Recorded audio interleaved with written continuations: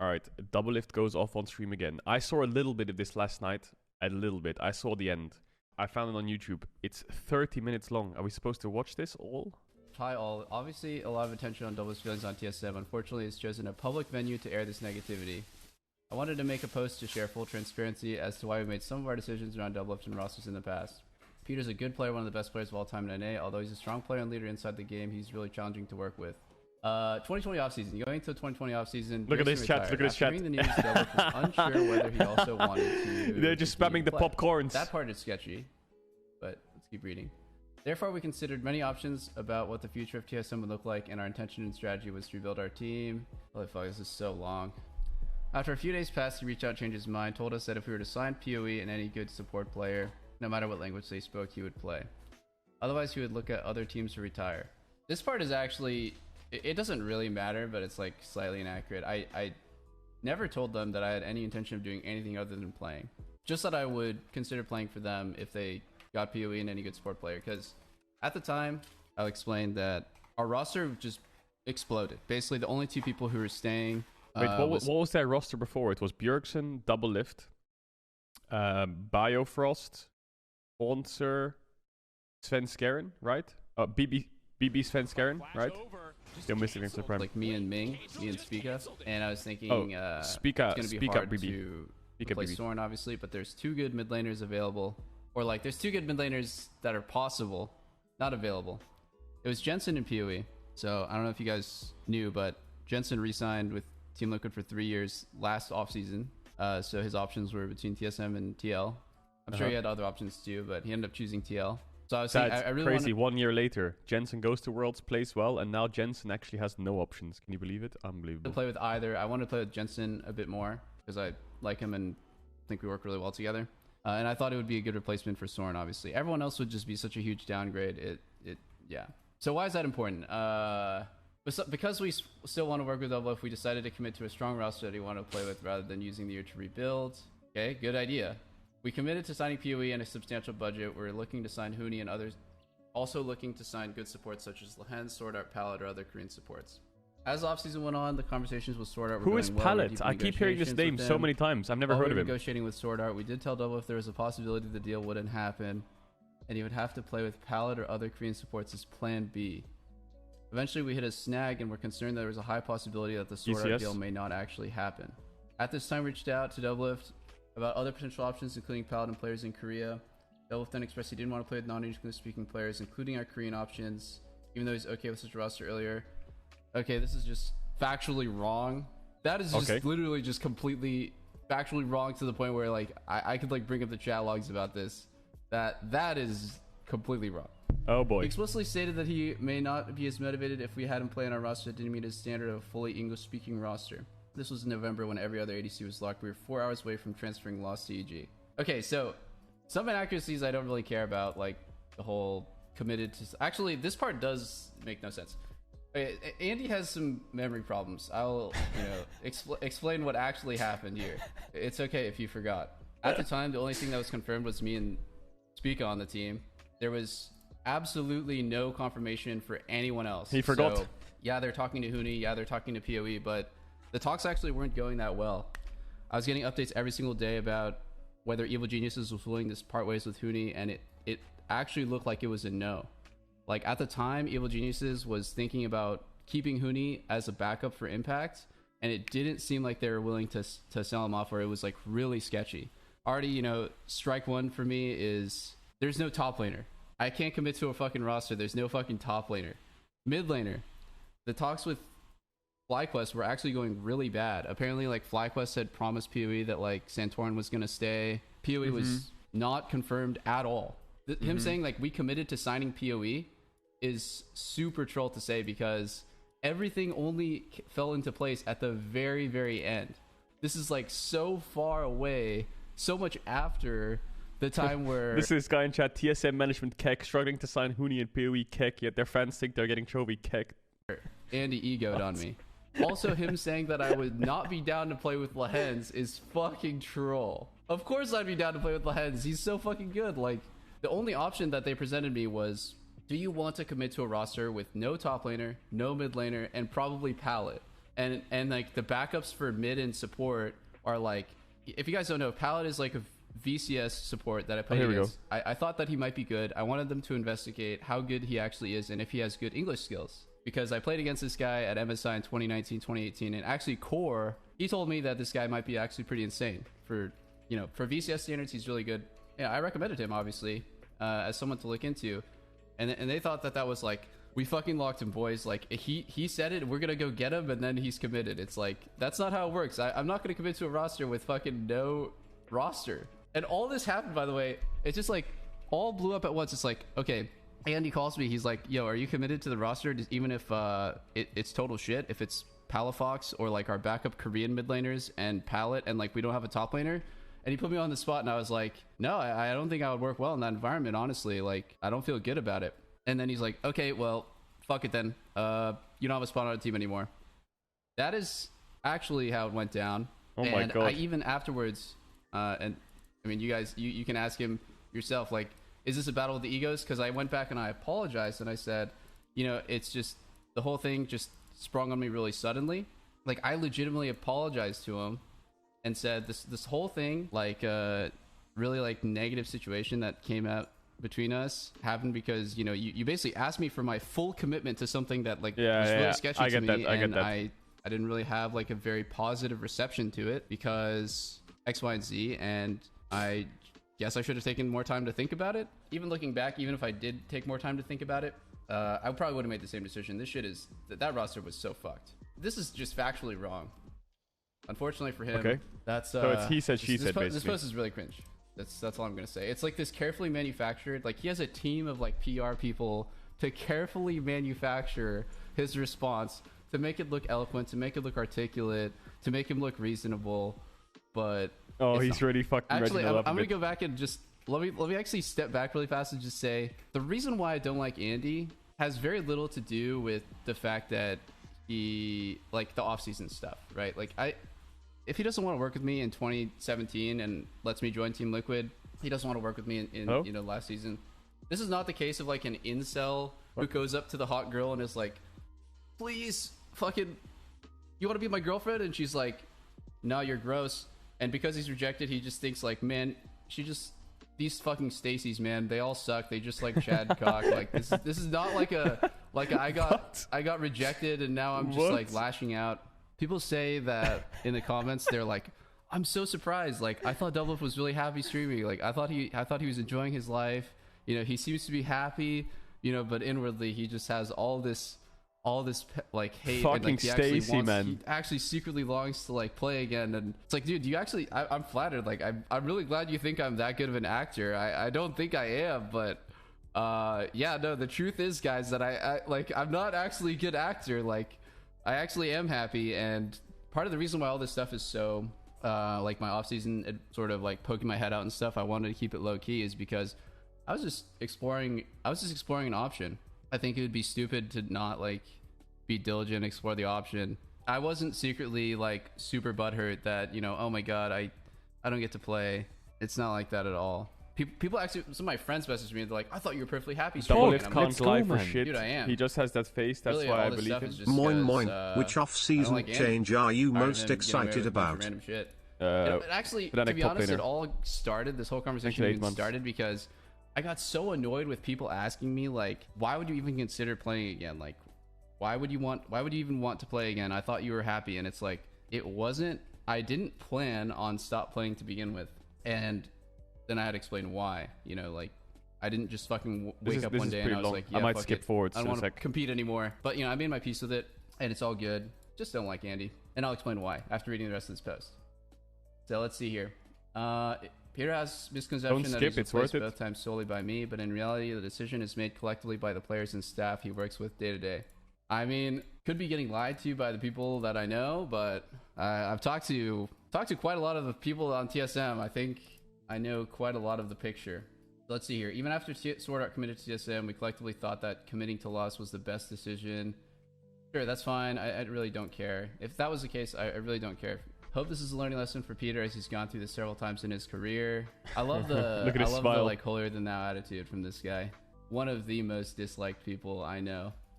He's clearly one of the best, or one of the He's clearly the best, one of the best. Despite his skills, difficult to work with. You mentioned that multiple teams have chosen to remove him because of it. He needs to understand that every spot is earned, not guaranteed. Totally get it. So why is he publicly speaking out against TSM now? I assuming he is upset because we weren't interested in working with him. Yeah, definitely not. He was exploring his options. We were not interested in working with him for these reasons. Okay. So this is the part where I'm like, he's just projecting. Like, he thinks because he, I'm like upset that he like doesn't want me on his team. I don't want to work for this guy. Like, I don't like him. I just don't like him. So it's definitely not like, yeah, like I said, the incel who gets rejected by the girl and then starts flaming her for being like a whore or something. It's definitely like all this stuff just came out. That Somebody analogy, actually messaged dude. me who worked for worked for TSM in the past. I'm not going to say who. They're like asking me a lot of the stuff that you have to say about Andy is honestly, it's unrelated to the last offseason, right? Like there's like two different things, and I think that's where I went wrong. I think the fact that all of this is about like the focal point of all this stuff is about the offseason. Oh, that's where I went wrong, guys, because that's not what it's about. Like, it's a very small part of the bigger picture. I never should have allowed like any Thorin of and Monty my must love this, dude. Thorin and Monty are personal fucking experiences with them salivating to at this. kind of like bleed in, because then it just makes me sound like I'm just like vengeful and I have like an ulterior motive to what I'm saying. So like fuck all this like random, literally just lies in his like Okay, before we continue, there was a coach for TSM called Woodbuck. You guys remember Woodbuck? He wasn't there for long. Just catching up on all the Doublelift drama. Peter probably has the lowest opinion of me, but I will say that 6 years later, I still get irrationally upset about my time on TSM due to working with Andy. It was one of the most toxic environments I've ever been a part of. I still go through scenarios in my head, just crazy years later. Anyway, figured out say something since most people in this industry can't. Glad Peter is speaking up and showing it's more than just him. I would never bring this up years later either, because I always assume people grow and change, but the stories DL shared all sounds exactly the same. He wasn't there for long, I believe, Woodbuck. I don't think he knew the game at all very well, but he was like a performance coach who just like stepped in. So maybe Doublelift doesn't have a huge opinion on him because his game knowledge was, I don't know, I'm just projecting here a bit. He also says Andy was a bit of a rat to work with. Talking about the offseason, I this is such a small part of it. Like, just don't like him. I'll show you guys something really interesting here. Do you guys remember when Andy went on Twitter and flamed Vulcan, told him he would work at McDonald's if good there one. was no Hey, we were looking at that yesterday. And it became a meme, right? Like Vulcan leaned into it. It's funny. People don't like working with him. It's funny that he has this holier than thou attitude about it, because he's like a bully who gets away with being a bad person because he's powerful, because people are afraid to stand up to him. And that's what I'm sick of. That when I was talking to my friends last night on Discord, that's what I realized. I'm sick of somebody who's... The thing is, the McDonald's tweet, the McDonald's meme, right? Reginald tweeted that. Wait, this was not even a meme from Reginald. This was him being serious. If you want a full import team, go buy a team in that region. That's what he's tweeting at Reginald, indirectly. Then he says, ignorant tweet, if every LCS team left the LCS, you'll be out of a job, buddy, and probably be paid minimum wage. This was a serious tweet by Reginald, by the way. He wasn't even memeing. Like, everyone else memed on top of it. Like, Flowers demolished him. Everyone ratioed him into the ground. This is one fucking dumb take. Even Carlos gets in there. This is the blue card of Twitter takes, and they're coming in hot. Like, this guy is being serious with his tweet. How crazy is that?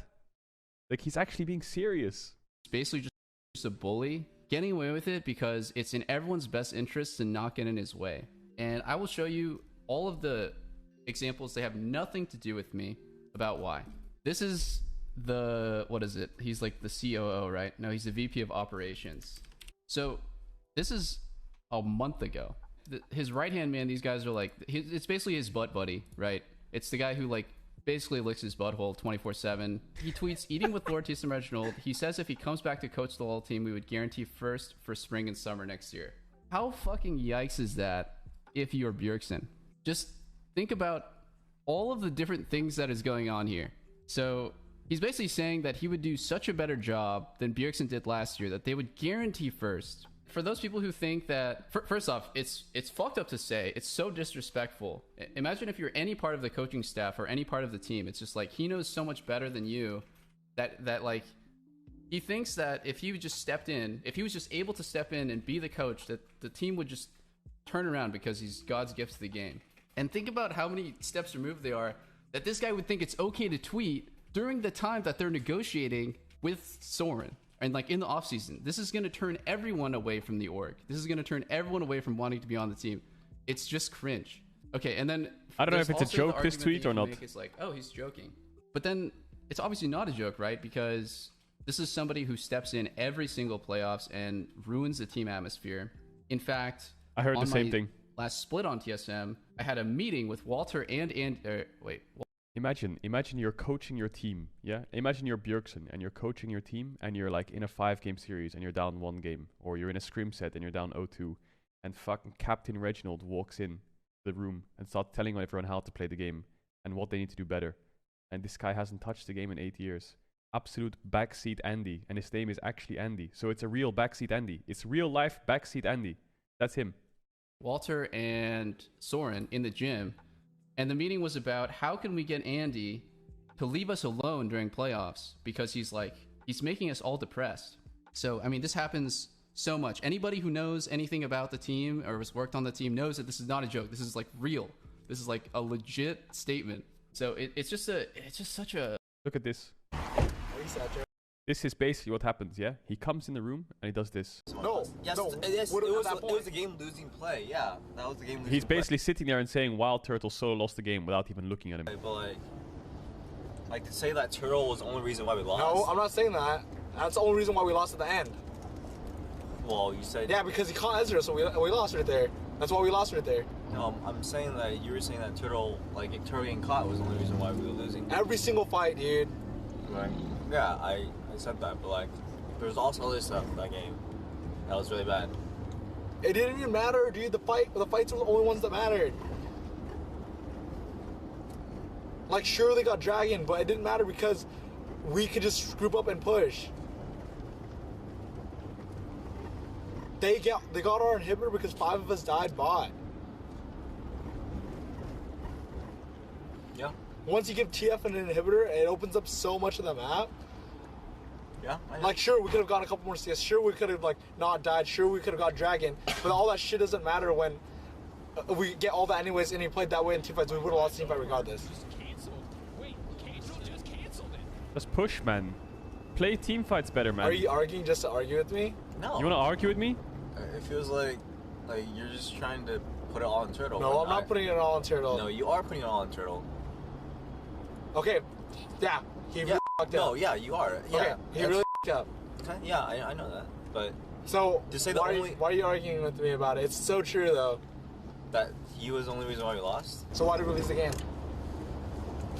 Because of multiple. Literal Andy, literal in the back seat. Stuff, but the biggest reason is Turtle got caught by. No, we lost the game because he got caught. How can you argue otherwise, dude? Like, how can you argue otherwise? Why are you arguing just to argue with me? No. If we're 7,000 gold ahead and we played like that, we'd have lost the game. I don't think so. We're 7,000 gold ahead. If Ezreal gets caught like that, we'll lose the game. In a militant team fight, they beat us with 5 people alive. They had like. That's enough. And for context, that was X Specials last time on TSM. It's just such a crazy thing to tweet. And just like I said, imagine that you're a coach on the league team. Your job is to gain the respect of your team. It's to work with your team and give them the best chance of winning. And like your boss legitimately thinks like this. I don't really have the tweets on hand, but like the Dyrus clip really makes me mad. Like this almost cringe, but the Dyrus one is really, really depressing. Like I feel terrible. Watch it. I'll show it to you guys. If you guys don't know it, I feel terrible watching this video. This one makes me depressed. Wait, why did you tell us to shut up? Basically, Dyrus is in a game and they're being loud, and he said, "Can you guys shut up?" And then Reginald is like poking at him, saying, Why did you tell us to shut up? Why did you tell us to shut up? Wait, why did you tell us to shut up? Huh? Why did you tell us to shut up? You're so loud. Okay. This is like everyone's area. Why don't you shut up? Why don't you shut up? You're fucking rude as fuck, dude. What the fuck? But he calls him rude as fuck. I'm talking to Dan and Caedrel. Why the fuck are you so rude? A vital decision. Why are you being so fucking rude? I'm playing a game. He's still poking him, you know? Why the fuck are you being so rude then? Leave me alone. That does not justify you being rude. Alright, I'm sorry for being rude then. He says sorry. Stop being a little fucking brat. You're still fucking going Stop on being a about little that. fucking brat. I said fucking sorry! Walk to the desk one more time. Do it one more time. I said sorry! How hard is it to fucking accept You're a sorry? little fucking brat. You're a fucking brat. And now you think that's the end of it, yeah? Like, he pokes Dyrus to make him mad. You think that's the end of it? I don't need to fucking deal with this shit. He plays victim and says, I don't have to deal with this. I'm playing a game. Okay, and we're not even talking to you. Why are you being a little bitch about it? Doesn't end here. You're a little fucking rager, dude. Calls him a rager because he triggers him. And then you think that's the end of it, right? You would think, okay, two people have shouted at each other, it's a little bit heated, and it'll calm down later. Like, you guys probably won't talk for a little bit. This happens every now and then, you know. Maybe not the poking side, but you have an argument, and that's it. There's tension, and it's awkward. But eventually, one of you says sorry after you've calmed down. So you'd imagine now that it's over, but the worst part is, it's not even begun. Now, here it comes 5 minutes later. Whatever, dude. What do you mean whatever? Whatever. No, what do you mean whatever? I'm playing a game. Okay, you're playing a game. You can tell us to quiet down. Why are you being so fucking rude? Because I'm playing solo queue. And you keep saying, why are you so rude? Out of 5 minutes later, why are you such a dick? Why are you so rude? Because it's so cute. And I said sorry, and you think it's because after you say sorry, you can constantly fucking rant on me? You always do that. It's the way you go about You it. always do that. Do what? And yes, it's bad of me to fucking rage from solo queue. But every time I say sorry, you always give me extra shit for it. All the fucking time. It's your tone of saying sorry. It's the way you work. It's your tone. It's so fucking rude after you say sorry. You don't even mean it based on your tone. Old Vladimir. You think banging the desk is gonna help? No. Yeah, anyway, I won't watch more. It goes on forever. If you want to see it, it's on YouTube. I don't know. I mean, it was 8 years ago, so you could say, yeah, this was Regi 8 years ago. Don't read into it too much. But he's really gaslighting him, and it's really, really triggering. You guys remember about when he flamed Vulcan, telling him that he would work at McDonald's if there wasn't an import rule? You guys remember when, like, during the series, during TSM series, Andy legit came out and said that they lost because of the draft. And it's like, Soren is coaching that team. They're in the middle of a series, and Andy's like, we're losing because of coach diff. He's literally just tweeting this in the middle of, or at the end of the series. It's crazy. It's fucking crazy, man. It's crazy. I've said some fucked up stuff. I can be rude. I can have a huge ego. I can be a dick. But I just can't imagine any of this stuff. And here's the thing, like, the thing that makes me so upset and like why this like got an emotional reaction out of me yesterday is because this guy gets away with this stuff because he's powerful, because he has people covering for him, because no one wants to stand up and say, this guy's fucked up, because he's the owner of TSM. You would never want to burn that bridge. Like, imagine if I was Vulcan, right? Of course, if I was upset by that stuff, I would just play it off. Like, I'm not saying that he is, but I'm just using it as an example for, like, you would never want to burn that bridge publicly or make an enemy publicly because it's in your best interest not to. There's people who work for him. Like, you never want to piss off your boss. You never want to have a bad relationship with your former employer. And, like, I don't expect anybody to come out, but just go out and ask people, guys. Go out and ask, like, Sven and Mithy how it was to work with this guy. Go ask fucking Sven Mithy, who I'm pretty sure still has, like, emotional trauma about this shit. And, like, you'll probably get to piece together the clues, okay? Like, you will understand why people want to get away from TSM. So when I say that I hate TSM, I shouldn't have said that. Because I think there's lots of amazing people working at TSM. Let's go, man. Obviously, Lena worked at TSM for a whole year. I have lots of friends 5 who months still work and at TSM. going. Like, Love you, Mr. Cathedral Seed. And they'll be my lifetime friends. It's not that I'm like, I have this like blind hate for everything TSM related. I think TSM fans can be great. I had an amazing experience because of the TSM fans when I was on the team. It's hard. Imagine you're in a 5-game series and you lose game 1 and your fucking owner walks in the room and says it's a fucking draft diff. Hasn't played the game in 8 months and Bjergsen is just sitting there. He walks in and says draft diff. What does Bjergsen say? I'd just say fuck off, man. We're in a fucking BO5. Shut the fuck up. For me to support the org because at the top, let's go, is man. a That's fucking unreal. bully. He's just an egomaniac bully, and he gets away with stuff, you know, writing out these kind of things because he has like carefully crafted PR responses to things after he fucks up, but I think the truth will come out eventually. Like, time is on my side.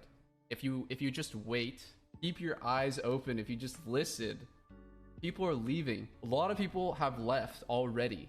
People are leaving. It's finally starting Everyone's to come saying out. Thorin has been saying this for a I don't care if I'm decade. the first person. I don't care if I'm the only person. Just try to keep what I'm saying in mind when you start hearing more and more news. It's crazy how in one year TSM CLG, dude, they just fucking collapsed, man. Well, TSM hasn't, but they're on the brink of it now. Start coming out and saying a little bit more here and there. I don't know. It's crazy to me. Like, obviously, I respect that he came from nothing, just like me. Like, we both grew up extremely. Probably. Okay, yeah, maybe poor. CLG over the last few Grew up years. extremely poor. But the stuff that he gets away with because he is who he is just, it's unbelievable. It's unbelievable. Like, he comes in and makes people feel like shit. He makes them feel worthless. He doesn't treat people with respect. Like, I'll give you an example. I acted like a little shit on Team Liquid, especially in my last split there. Like, definitely on my last split there. And after we parted ways, it was not pretty. But I still have a good relationship with everyone at TL. With Steve, with Dodo, with Kane, with Core. And the reason why is because we have, like, mutual respect for each other. And I admitted that I fucked up. And we moved on. This guy doesn't appreciate anything that anybody who works for him, pours their heart out for him. It never makes them feel that way. Every time that he fucks up, it gets covered up, you know? I actually have a TSM story, but I can't share it until next split. Otherwise, it'll be too recent. He makes people cry, it gets covered up. He acts and like... I won't name names, and it's not for drama, but it's just kind of funny. And I think it's not for drama, it's not for popcorn, but it's just funny. It's more of this, I guess. An asshole, it gets covered up. I I'm can't just do it sick now. of the covering up. That's all. And I think yesterday, like, it really reflected bad on me that I tied in, like, any sort of off-season stuff, because it made me look like a jealous, like a spurned lover or something, you know? It's just like, oh my god, you wouldn't take me, so now I'm salty. But that's not what it is at all. Like, I'm not a good actor. I'm perfectly happy with streaming. I really am. Like, you can really ask anybody how I've been for the last year, and I haven't been, like, fucking tossing, turning, like, losing sleep. Like, oh my god, The thing I've noticed about his chat, I've been looking at his chat the whole video. Half the chat is on his side, and half the chat is saying, "You're such a drama queen." Like, that's not happening, guys. That's not the case. I hate that I conflated those two things as, like, the same. What I really did yesterday was I got tired of this guy getting a pass for everything. And I'm so happy that I came out and I exposed him for what he is. Just a dude with too much power. Somebody who doesn't treat his employees with respect. Just look at this tweet. Seriously. And tell me that this does not embody this person. I just want you guys to know. I don't actually, I don't like what I said, and I wish I could have never said it, that I hate TSM, because it makes it feel like I just made an enemy out of everybody who wants to support the team. I just don't like the guy at the top. Dude, this offseason is so weird, man. This is the weirdest offseason ever. That's what I really mean. But yeah, this whole thing it's too fucking funny, man. I think this thing is so funny because, to be honest, I picked a fight and he came up to swing, and there's no way that he can win because it's him versus 50 people. Last night I got messages from so many people. The funniest one, you know who you are. Funniest one was a former employee just messaged me a thumbs up. That's all he said, a thumbs up. And then, like, many people came out and messaged me and were like, they're supportive. Fucking Sword Art messaged me on WeChat, and I'm not going to tell you guys what he said, but he was supportive. Like, dude, it's just so funny. There's so many people who have either worked or continue to work at still work at TSM, and they know exactly what I'm talking about, dude. It's just so fucking funny because this guy came up to fight me, and it's like, you have no chance of winning. It's you versus 100 people. Like, what do you think is gonna happen? Oh man, there's just so many stories, man. Like, I got a message about Tweet's draft diff in the middle of a fucking series. How disrespectful to Bjergsen, the guy who gave you everything, is that? Bjergsen is never going to come out. I'm actually gonna go try to find it. I'm sure this guy's. He's in here. He's in incognito mode. There's tears in his eyes, man. He's sweating. He's losing hair, and he's for sure going through his Twitter right now and deleting Holy shit. shit! Let's see if I can go find it. Bjergsen is the guy who gave your team everything. all of the fans, all of the success. He poured his fucking life into your company. It was his mission to bring your team success. And you're really going tweeting draft diff in the middle of a series. Does anyone have the link to this? Okay, somebody links it. It's just crazy, right? Like, I don't need to present the evidence. The evidence comes out every fucking 2 weeks. Like, it's just so funny. That's really disgusting, actually. That is really disgusting. How can your CEO and manager, owner, or whatever the fuck come out and tweet this to Bjergsen, actually? That is... Man, it's just so funny. And like, can you play this off as a joke when it happens so often? Can you say that it's just a meme? He's like, haha, we got outdrafted. No, he's 100% serious. It's so funny, man. It's so funny. The guy who gave you everything. He could have went and coached. God bless, I get to watch this live. For another org. He could have went and taken his incredible talent. Bjergsen, the guy who, he's like a perfect fucking player. He's a perfect person. Amazing brand rep. He never gets into drama like me. His ego is so in check. Like, the guy is a fucking saint. He's a living saint. And you go out and say shit like this. And what happens, guys? People sweep it away. People just forget about it. People just think, oh, that's just Andy being Andy. Well, I'm fucking sick of this guy being Andy. I'd rather him be someone else, or I'd rather him not be there. It's just crazy, man. The way he treats, yes, the way that he treats people. Actually, the way he treats Chaos back in the day. I remember seeing a video about him doing something about Chaos. And he did it to Dyrus, and he did it to Wild Turtle, and he did it to X Special. It's a lack of respect. It's a lack of human decency. That's what it is. It's just so funny. Like, he comes out and says like, oh, Doublelift's just so butthurt because we didn't want to work with him this offseason. It's like, bro, like, open your fucking eyes. Like, that's not... What are you trying to say? Like, I'm so confused here. Like, I'm literally coming out here. I'm on TSM's payroll, and I'm literally losing money. I'm gonna be like, finally, I'm gonna be taken off, right? Because I don't want to work with this guy. I don't want to have anything to do with him.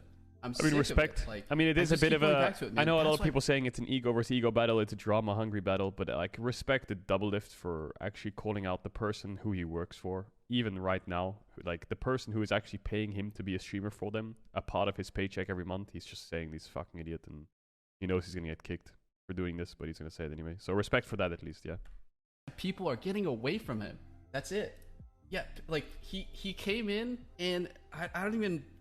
Fuck, man, like, I feel bad saying this about people, but I don't think it's too he has money anyway, right? So money's not a big deal. So but, many players he could just be quiet and chill and sit in there being I don't want to name them, right? actually, because I feel like it's not my story to tell. So I would just say that he made a lot of players cry. You would be very fucking surprised at how many of maybe your favorite familiar faces in LCS legit mental breakdown because of how badly they're getting berated, how badly they were just getting verbally assaulted. It's the case of like a bully behind closed doors who gets covered up. That's what I'm serious. It's literally the case of like the guy, like a fucking a TV show where like a dude is like you're at a boarding school and the dude's like just picking on people. And I wonder if this drama will affect the off season for TSM. I wonder. I don't know what TSM's off-season drama plans are. All I know is Huni and Speaker are staying, and they tried to get Bjergsen and it didn't work. But, like, are people going to not join TSM now because of this? I don't think they will.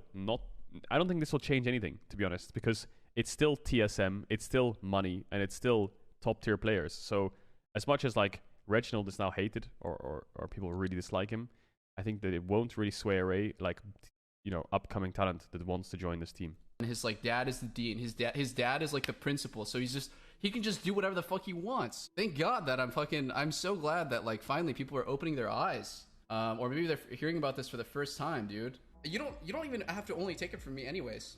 Like, I understand there's people who don't like me, who think that I'm exaggerating, who think that I'm not a trustworthy source. Just wait. Just wait. You don't have to take it from me. That's okay. You don't have to believe just me. One day, those people who literally like have emotional scars and traumatic scars from this person will come out and say, yeah, like, no, not it was me. Like, he made me like legitimately cry out of just pure like negative feelings, frustration, just feeling insulted, feeling of like just worthless, feeling so disrespected in front of the whole team, in front of the whole team, just getting. I said no before all this drama. You know, you're a fucking bot. You'll never amount to anything. You should just listen to the better players. You'll never be good. The team can't win because of you. All these things. I've been a dick, but I've never ever gone that far, ever. So I don't, like I said, I don't want to say who they are, but man, like, just one day that they'll come out and say shit. Oh, what's this? Let's be honest. Drafts should matter against teams like CLG. If we can't win with 5 teamos versus CLG, we should be evaluating our play. I mean, this is not really like as personal, but the dude thinks that he is. The dude thinks that he's God. The dude thinks that he's God. That's all. Last owners meeting, TSM Reginald complimented 100th as the only non-shitty new LCS team. So on behalf of the shitty new LCS team, suck it. Oh. You know what's funny? It's like I say spicy shit. You know, I can be rude. I can be mean. I can dish out some abrasive stuff. But I think I know where to draw the line at I said all esports teams, to be fair, not just the LCS. 100 Thieves has accomplished more business success in 1 year than most have in 10, including EG. Winning a BO1 doesn't change the fact that EG is underwhelming compared to 100 Thieves. All hail Robin Johnson. Woohoo. People's feelings. I apologize and I learn from my mistakes. Definitely not a saint. I'm probably not the right person to be talking about all this stuff. It just never really sat right with me that he got away with all these things. So that's why I'm talking about it. Because I think someone should. Because I think it's important. People will not come out and say things even though they agree. And you know why? It's because they're still in the scene. It's because they're still personally vested in making sure that TSM is an option for them, either to leverage their contract or to actually play there. And they don't want to make an enemy. They don't want to burn a bridge. But there will come a day where people actually part ways with this org.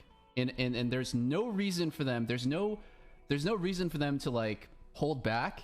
And then honestly, if you're like Bjergsen, you just never want to be involved in any drama ever. So, you know, I don't expect. Why do people say free speaker? Because he's still on the team with Andy, with Reginald. Yeah.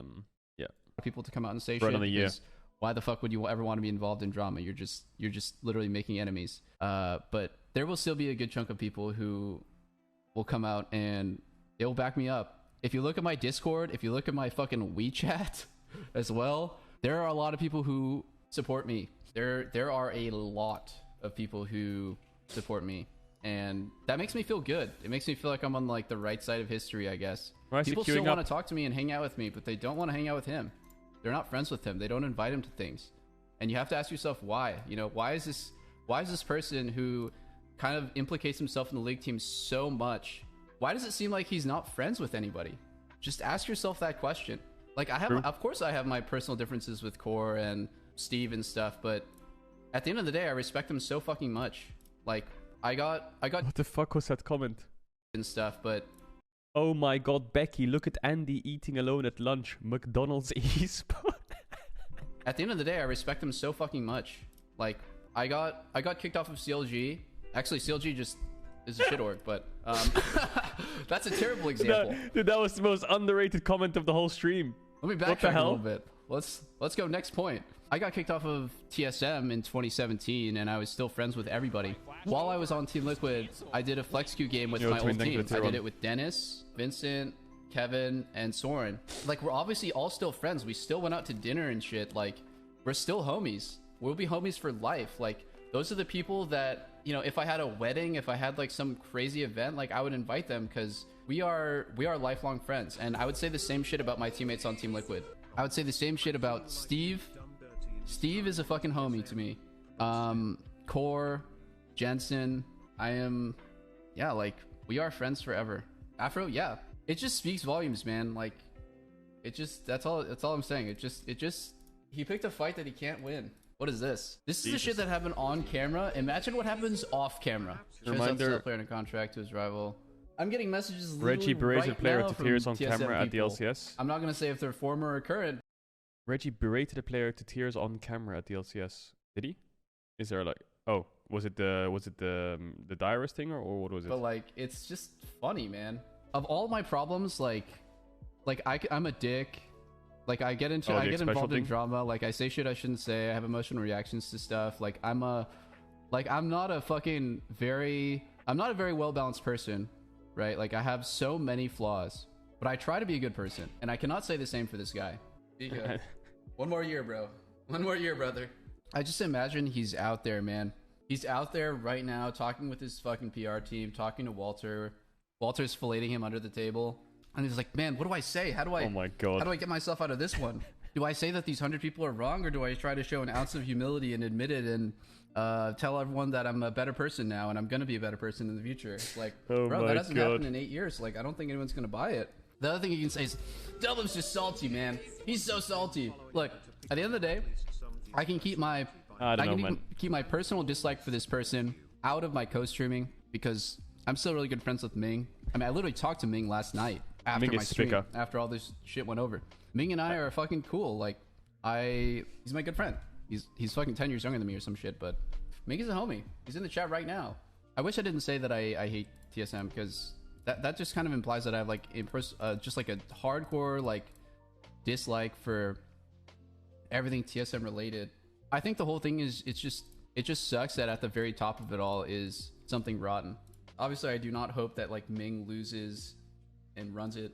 I got lunch with Andrew, the guy who makes TSM Legends. He's been filming me since I was 22 years old. I'm 28 now. He's been filming me since I was 22. Okay, I've opened up the TSM Reddit and I've opened up a load of threads. Wait, I want to read through them. Spica, it's Spica. I want to clarify something I said before. I sincerely apologize to those who were offended by my words. I did not expect public perception to be this negative, and I have since regret what I even said. I don't know why I put my milk before the cereal. I honestly don't even like eating cereal nor drinking milk because I'm lactose intolerant. Sorry, what? Then Reginald must reform and take responsibility, dude. What? This is no longer Reginald being an asshole.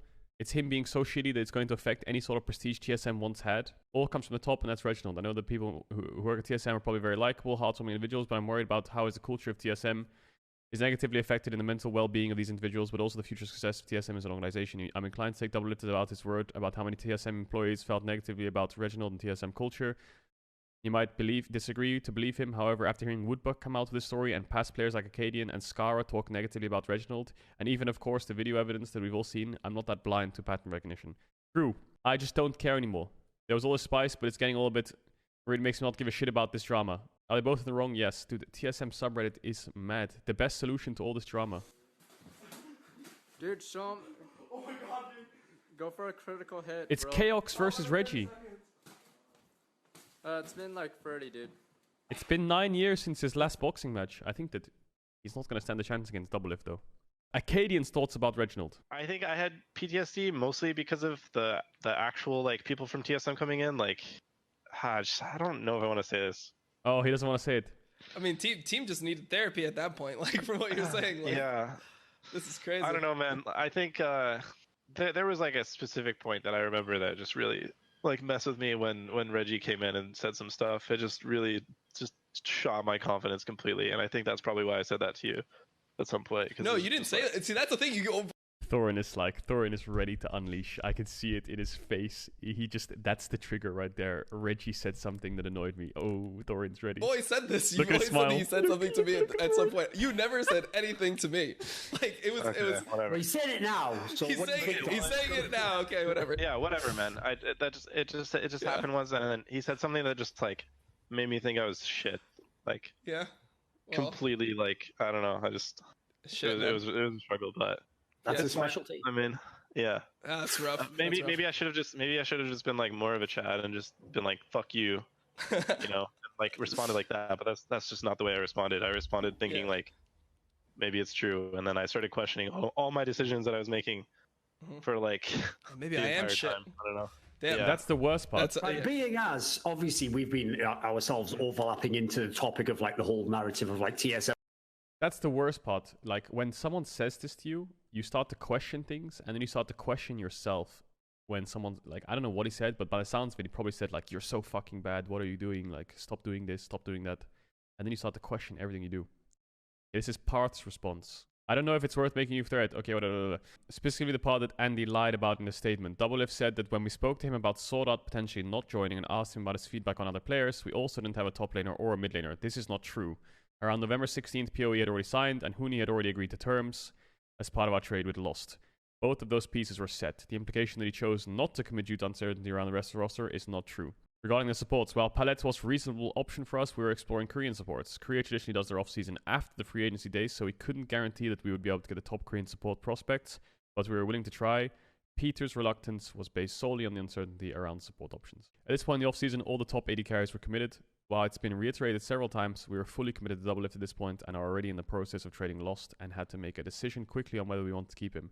I checked with all coaches and players, including PoE and Huni, that they said that they would be fine moving forward with Lost. I mean, it's clearing up all the intricacies. As an additional clarification, because some people claim that we tricked Sword Out into joining a team without Doublelift, when the Sword Out process did continue, we were fully transparent with him and he signed on knowing he would be playing with Lost. Parth reacting to Doublelift, reacting to Regi, reacting to Doublelift. Yeah, it's true. That's basically what it is. Enough Regi drama, guys. Enough Regi drama. A lot of people are asking me about LEC Rumours, right? And I'm going to show you this once. We're going to go to the Perkz thing in a second. This is the LEC. Done. There it is, leaked. I might be wrong about Finn top lane, but I'm pretty sure BDS is going to be Adam Synchroff, Nuclear Int, Matty Limit. Vitality is going to be Alfari, Selfmade, Perkz, Karzi, Labrov. G2 is going to be Broken Blade, Yankos, Caps, Flak, and Targamas. Mad is going to be Armut, Elyoya, Reeker, Unforgiven, Kaiser. Misfits is going to be Hirit, Shlatan, VTO, Neon, Vander. XL, I don't know who their top laner is. It might not be Finn, it might be Kryze. I don't know who it is, but I think it's Finn. Marcoon, Nuktak, Patrick Advien. I don't know if that's true. This is just a guess, by the way. The Finn one is a guess. I think it's the best player they can get. Charles will be White Knight, Zanzara, Dajor, or Cress, Kobe Promiscu. Rogue will be Odo, Malrang, Larsen. Jack Spectra, I'm not sure on. I'm not sure if Jack Spectra is confirmed, but basically I saw, this is going to sound really cringe, but a lot of people were rumoring Jack Spectra, and Jack Spectra followed Larsen, Larsen followed Jack Spectra, and then I saw someone linked me that Jack Spectra was liking Rogue's tweets and stuff, saying that Rogue's the last one. All these small things, and it's really good, so I think Jack Spectra might be joining Rogue. SK, Gen X, Helios, Certus, Jesu Retreats, that's already leaked, and Fnatic, Wunder, Razork, Humanoid, Upset Hilly. I think that's what the off-season will look like. I think the two things that I'm not sure on are Jack Spectra to Rogue and Finn to XL. I think the rest is pretty certain. I think all of this has been leaked by Wooloo, basically. I just got everything Wooloo leaked and all the journalists leaked, and I put it in a massive doc, and I threw in a guess for AD and top for Fnatic. Reckless Mickey, I don't know where Reckless is going. I think Mickey's going to NA. I don't know anything else that's happening. EU teams are pretty set in stone, I would say. Pretty set in stone. Wiggle room for Finn XL, not 100%. Jack Spectra Rogue, not 100%. Wunder Fnatic, not 100%. Those are the ones which are unsure. The rest looks pretty solidified. The only other team Reckless can go to is Rogue. I think with these rosters, Inspired is going to NA. There's no place. Hans is going to NA. There's no place. Mickey probably going to NA or bench. Reckless will probably be teamless. Bwippo's going to NA. Leader is out, it looks like. Crownshot is out. Niski is going to NA. Broxai not in a team. PoE is probably in NA. So we'll organize it. So this is out or bench, and this is NA. I think. I don't know about Mickey. I don't know what's happening with Mickey. It's one of the two. Comp is not going to be in the LEC. Yeah. Nemesis won't be. That's it. Magic Felix won't be in the LEC. Blue won't be in the LEC. I don't know if Kryze will be in the LEC. Jizuke will be in NA. Yeah, Chocolate won't be. Jensen won't be in the LEC. Abadage, yeah, will be in NA. Bean won't be in the LEC. Nope. Lilip won't be in the LEC. Kachi won't be in the LEC. Okay, now the Perkz Carlos drama. So basically what happened between Perkz and Carlos was when G2 sold Perkz to C9, they put a clause in the contract that said C9 can't sell Perkz to Fnatic for 3 years. That was a clause in the contract. Yeah. So when they sold him, Perkz signed until 2023, and the clause in the contract said that Perkz is not allowed to be sold to Fnatic until 2024. So basically what he's done is G2 sold Perkz to C9, and what they did was they put a clause in it basically saying that Perkz contract runs out on 2023 for C9, which means he can't be on Fnatic until 2024, and he can't be sold to Fnatic during the contract. That's basically what Carlos put in the contract. So he can't play on Fnatic till 2024. This kind of drama if he wanted and to. shit. Yeah, Sam Matthews tweeted it. In 2024, you can do whatever you want, my Padawan. Basically talking to Perkz. I'll give you guys the news here. Basically, LoL Esports Riot tweeted that let's go, man. Tom Artel, Director of Operations, says, "We want to clear up any confusion related to G2 C9 transfer of Perkz that took place in the last off-season. As reported, the transfer agreement includes a provision preventing C9 from freely transferring Perkz to Fnatic. Onward transfer restrictions is a novel issue within the professional esports ecosystem. Our current rules governing player transfers do not explicitly prohibit restrictions on future transfers by receiving the team. We will not penalize G2 and C9 for including such a clause in their agreement. However, as we recently communicated to G2 and C9 and Fnatic, Riot does not intend to enforce the trade restriction and would recognize the transfer of Perkz to any team upon receipt of the appropriate paperwork in accordance with the league rules. The enforcement of the restriction is a private contractual matter between teams to be resolved as appropriate in accordance with applicable law. Going forward, we'll update our rules." Someone did a really funny tweet because Riot was supposed to look through the contract, because in the buyout agreement, when C9... Here's the TLDR. When G2 sold Perkz to C9, Riot looked at the contract. Riot Global found that the contract caused no harm to Perkz' prospects. And someone tweeted this. I think this was the most underrated banger I've ever seen. Riot checking Perkz' contract.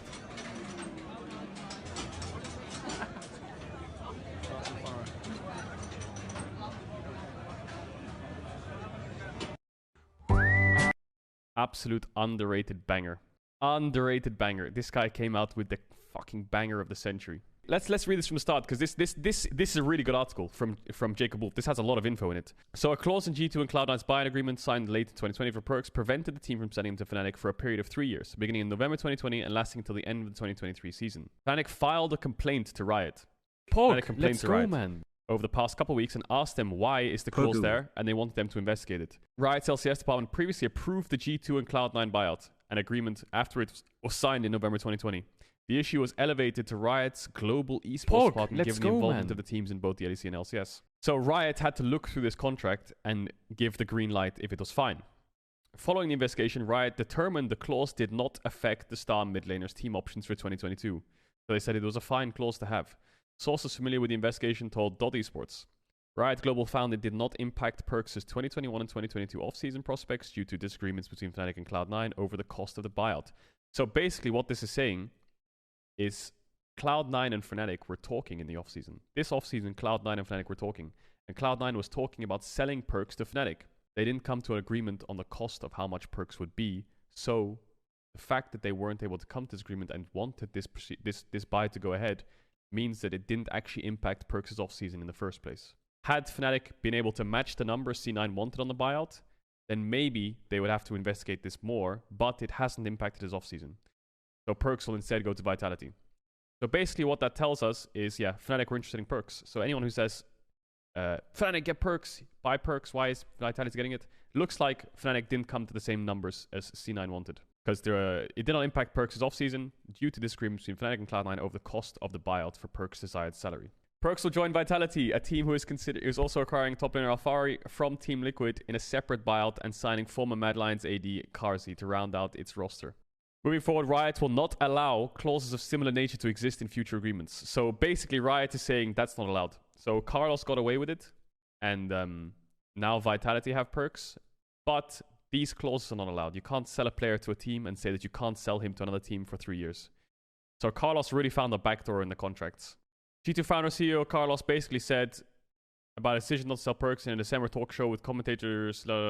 Imagine Perkz event in Fnatic. What happens right after this is the whole Fnatic team renews. Do I want that? No, because I want to have all my options open. Does that make me a bad person? Go fuck yourself. That's what you think. So you're incredibly fucking naive if you think you can build a world-class #1 team that fights for trophies by letting everybody. It's not just going to fucking happen. So basically what he's saying is, if I let Fnatic buy Perkz, every single player on Fnatic's roster, like whoever was there at the time, Hilly, Reckless, all that stuff, would turn around and say, wait, Perkz is joining? Yeah, I'll resign. Perkz is joining? Dude, I'll stay. And he wants to make sure that he can use Fnatic's players for his own team. Because if they don't resign, like Reckless, let's take Reckless as the main example. This is 2020 off-season, yeah? And if you remember 2020 off-season, what he's saying is Reckless is running out of contract, right? His contract's ended and he's a free agent for 2021, yeah? But Reckless was on Fnatic. And Reckless probably wants to play with Perkz. So if he sold Perkz to Fnatic and got money from Fnatic, then Reckless wouldn't go to G2. Because Sam Matthews would say to Reckless, Caedrel, you should challenge we just Regi bought to a Perkz. Bloons 1v1, you'll slap him. We just bought Perkz, and then Reckless would be like, wait, why the fuck am I going to G2 then? Yeah, I'll resign. So this is all to get Reckless, basically. He knows if he sold Perkz to Fnatic, Reckless would save Fnatic, and then he'd have nothing.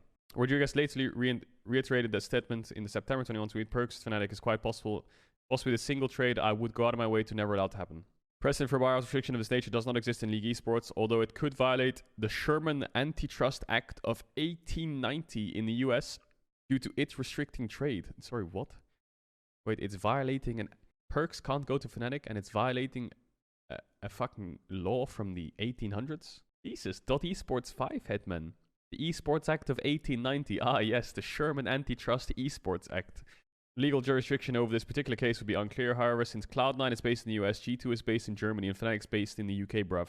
Antitrust law differs in each country, though there is significant history around similar cases in the US in the 80s. MLB owners were accused of colluding to lower player contract lengths and prevent players from changing teams without the previous team's consent. In all three instances across the 1985 and 87 seasons, an independent arbitrator sided with players. MLB owners paid a collective of $393 million in damages over multiple years to the players for their grievances. Dude, what is happening?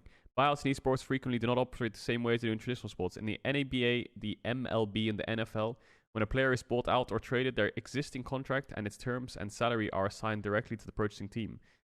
In esports, a buyout often results in the termination of the player's existing contract. True. Basically what he's saying is, in traditional sports, when you buy a player, you buy their contract. But in esports, when you buy a player, you buy their contract, and the buying of the contract cancels the contract, and they become yours, and then they sign to you with a new contract. In the case of Perkz, Cloud9 negotiated a new contract with him in November 2020 after agreeing to buy him from G2. The deal consisted of a 3-year term and was worth just shy of $9 million. Jesus. He was the second highest paid player in the LCS behind only TSM support Sword Out, who signed a 3-year deal for $6 million. Perkz notified Cloud9 of his intention to leave the team in the later stages of 2021. As reported by .esports last month, he preferred to return to Europe to be close to his family after he was unable to travel back to Europe as much as anticipated during the COVID-19 pandemic. Prior to Cloud9's World quarter-final matchup against Gen G, Perkz informed his teammates that he wouldn't be returning to the team in 2022. So he told his teammates before they played against Gen G, prior to their World quarter-final match, he informed his teammates that he wouldn't be returning to the team in 2022. Which can be a good thing as well, right? You're saying like, guys, I'll be leaving next year because I want to be back in Europe. But let's go out to the bang, you know? And then it's like a Last Dance vibes locker room diff. Or it's like a, oh my god, wait, he's leaving us? The fuck? After all this time? After all we've worked on? We've done LCS, we've done LEC, now let's do some LPL. Are you ready? These are some heavy LPL rumors. Some heavy LPL rumors. Are you ready? Multiple heavy rumors regarding LPL and LCK. Nuguri wants to return to Korea, but most likely not his old team Damwon, and is going to probably Nongshim or Genji. Knight may join RNG or FPX next year. Likely FPX, and TES will switch their mid laners. T1 wants to acquire Damwon's jungler Canyon. The outcome or result of talks is unknown for now. Now, Damwon, Canyon is a free agent this year. Showmaker is a free agent this year. So Nuguri might be going to Gen G or Red Force. I think Nuguri on Gen G would be great. I think especially Gen G would be amazing. Knight, maybe RNG or FPX would be a huge upgrade for RNG. FPX debatable, but I think he would be really good on RNG. Canyon, the T1 sounds fantastic. I think Owner had an amazing year though. Having Canyon on your team is not balanced. Chovy doesn't want to go to the LPL, and he wants to continue with his current HLE teammate Deft. So Chovy's loyal. Chovy doesn't want to go to the LPL. He doesn't want to go to FPX. He wants to play with Deft. Maybe they're very close friends and they feel very comfortable around each other. This doesn't confirm that he's going to stay in HLE. It just means that he wants to be with his teammate Deft. Right? I think Chovy's contract runs out this year. I don't know if Deft's runs out. Humble Life Esports, Deft is running out this year. So Deft and Chovy are free agents this year. So that means that they might go to a team together. But it looks like they're going together, no matter what happens. Which is very nice. Both are running out this year, so they're both free agents. They can both go wherever they want. Weibo, Team Weibo, fully anonymous Suning Gaming is looking to acquire Arya as their starting mid laner for next year. Arya, holy shit, he's going from DFM to LPL. This is such a banger tweet. This is such a banger tweet. I think that's basically everything.